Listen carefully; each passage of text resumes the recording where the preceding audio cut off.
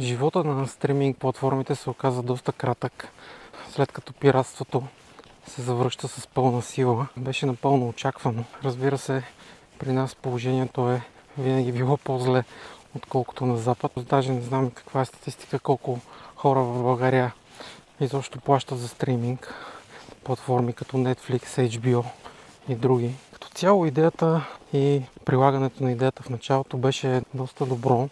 Доста се радвах в началото, когато навлезаха и в България Netflix, HBO. Благодарение на това удобство, което предлагат, събраха толкова много зрители и почти бяха отказали хората от пиратството. Но с годините, както всичко друго при корпорациите, с годините нещата взеха да тръгват на зле. И сега ще си поговорим защо пиратството през 2025 година е в своя пик и постоянно набира нови последователи. Хората предпочитат да свалят торенти, отколкото да плащат. Средно един американец плаща около $1300 на година за различни стриминг платформи. Но както в България обичаме да казваме, хората имат пари и огаждат си. Но явно въвеждането и на реклами в стриминг платформите ще сложи край на тези удобства. Но едно важно уточнение, като говорим за стриминг платформи, говорим в момента само за филмите, защото в музиката изглежда са си добре нещата. Там има съвсем други проблеми, за които бях споменал в едно мое предишно видео, но като цяло в музиката нещата стоят по-добре. Ако си плащате Spotify, реално може да слушате 99% от всяка музика, която се сетите. Докато във филмите не е така.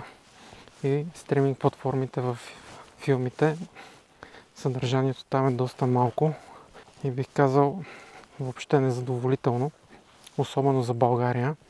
Да, разбира се, има начини с VPN да се заобиколят някакви рестрикции и каталога да стане малко по-богат, но това е рисковано, ако имате някакъв бизнес онлайн.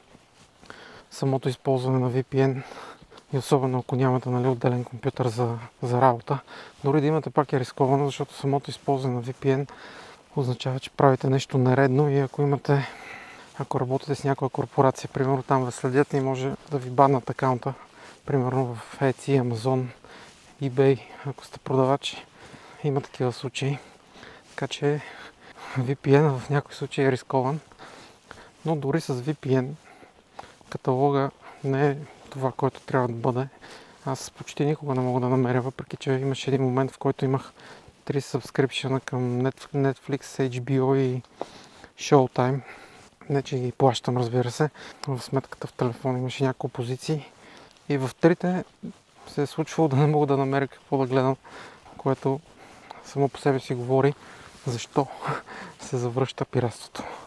И най-вече торентите. Но като начало, нека да кажем как започнаха нещата. Реално това удобство, което дават стриминг платформите, наистина си заслужаваше. Идеята като цяло е много добра, защото като се прибере човек изморен от работа вечер, иска да седне да разпусне пред телевизора, което е спорно дали гледането на телевизия и филми е най-хубавото нещо, което може да правите в свободното време, но все пак всеки има нужда да разпусне от време на време и определено не е най-приятното нещо да се рови човек в торент сайтове и да се чуди откъде да си свали филма, който иска да гледа.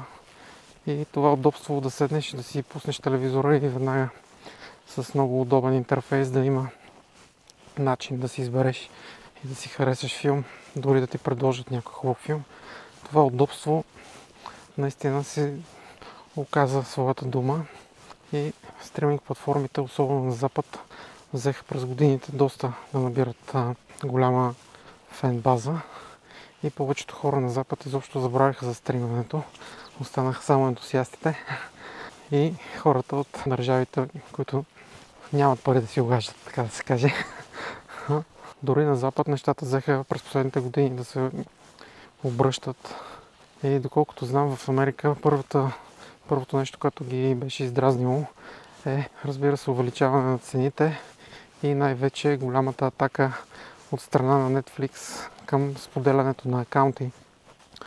Дори имаше такива туитове стари изкарани на Netflix, които казват, че един вид споделянето е любов. Тоест, ако споделиш паролата си за Netflix, това означава, че обичаш приятелите си, с които ги споделяш, и след няколко години тотално се обръщат наопаки нещата и казват и тръгват Netflix да правят голяма чистка на споделянето на пароли, блокиране на акаунти и общо взето създават едно неудобство на хората, което неудобство почва да заприличва на същото това неудобство, което има в торент сайтовете, и заради което доста хора всъщност са предпочели да си платят малка такса и да използват стриминг платформа, вместо да си губят времето да свалят торенти.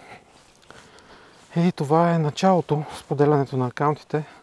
След това почват вече увеличаване на цените, а като се има в предвид, че с развиването на високите технологии през годините реално разходите доста намаляват на стриминг платформите, но това въобще не се отразява в сметките.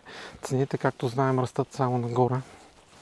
И разбира се, това още повече дразни хората, докато не се стига и до въвеждането вече и на реклами, което според мен ще бъде края на стриминг платформите, защото ако обединим беден каталог филми, високи такси, сложим и реклами, просто нещата вече отиват на тотално неизгодни и стават направо несравними с това да си свалиш филм от торент сайтове. А пък да не забравим, че с напредването на високите технологии не само нещата стават по-лесни, но и е доста по-лесно да се направи добър торент сайт, който да може да стримва филмите без да се налага дори да ги сваляш. Дори интерфейса вече на някои от модерните торент сайтове е по-добър от на Netflix.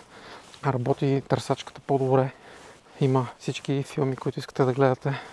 И всичко това не ви коства никакви разправи и да се свалят филми, да се качват на флашки и да се гледат. Така че, мисля, че идват интересни времена за стриминга. Но да ви кажа, аз въобще не подценявам големите корпорации и съм сигурен, че това не е удар за тях. Те имат план за всичко, както се знае. Винаги са няколко крачки напред пред това, което хората обикновените си мислим. Така че според мен тези всичките неща, разбира се, имат план за действие, са наясно какво ще се случи. Това, което по принцип е хубавата новина, може би, е, че напредването на пиратството може техният план да се разкрие и да се реализира по-бързо. А ако трябва да спекулирам, един от плановете е, че ни предстои някакво обединяване на всичките стриминг платформи или някаква нова стриминг платформа. Защо не и примерно тип торент стриминг платформа с такса, която, разбира се, единствените, така да се каже, неудовлетворени хора ще бъдат само създателите на тези филми и актьорите, защото в момента един от най-големите разходи на платформите за стриминг, това са парите, които се плащат за авторските права. Но както знаем, с изкуствения интелект авторското право умира по-бързо, отколкото умират стриминг платформите дори. Така че, може би ни предстои една платформа, една торент платформа с някаква минимална такса, където ще има един огромен каталог с филми.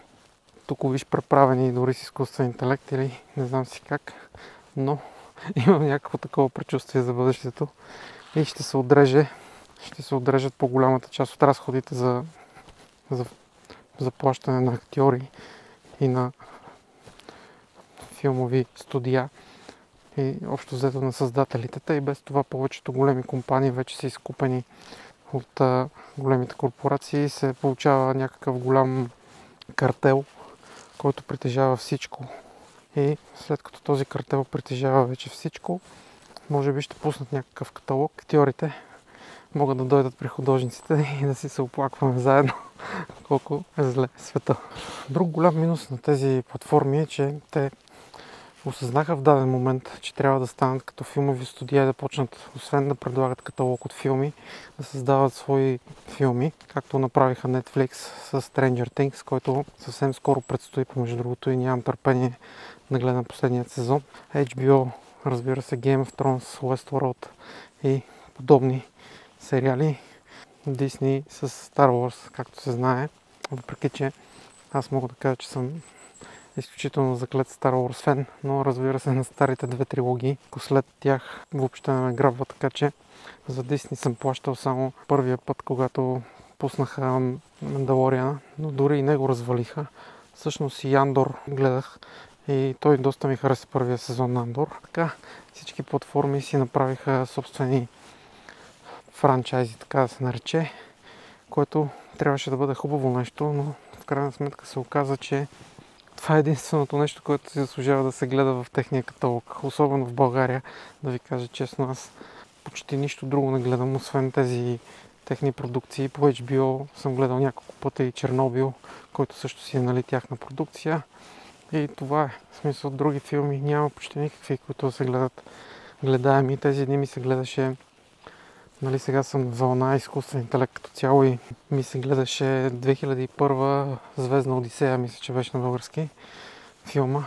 Просто не мога да го намеря никъде и май ще съм принуден да намеря алтернативен начин и аз, защото търсих го на всички платформи и няма го никъде.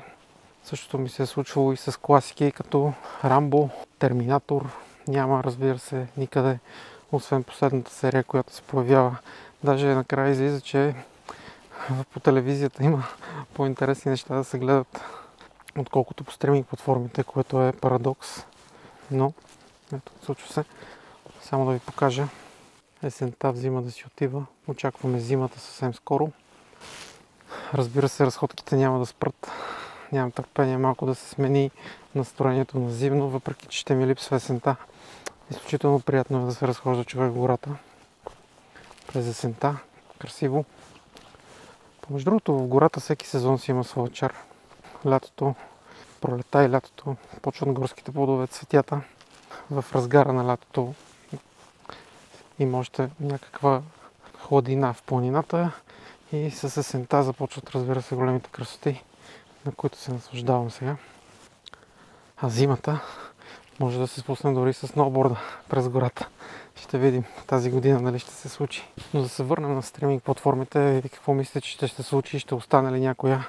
Ще се обединят ли? Ще ги убият ли изцяло торрентите? И пиратството като цяло, защото може да се появи някакво пиратство, което не е торренти, може да си е някакво още по-интересно. Помежду другото, с сега този модерен вайб кодинг, всеки може да си направи собствена стриминг платформа. Но ми се налагаше скоро да си направя един проект за галерията с Lovable. И доста лесно наистина става всичко. И си представям, че може човек да си направи домашен сървър. Един NAS с 8 терабайтови хард дискове, примерно, може да събере доста голяма колекция с филми.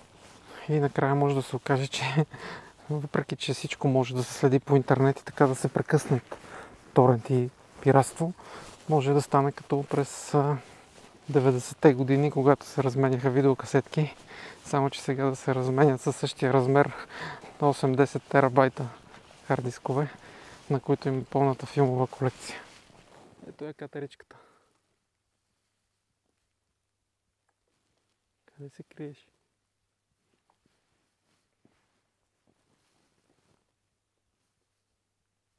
Изплаши се.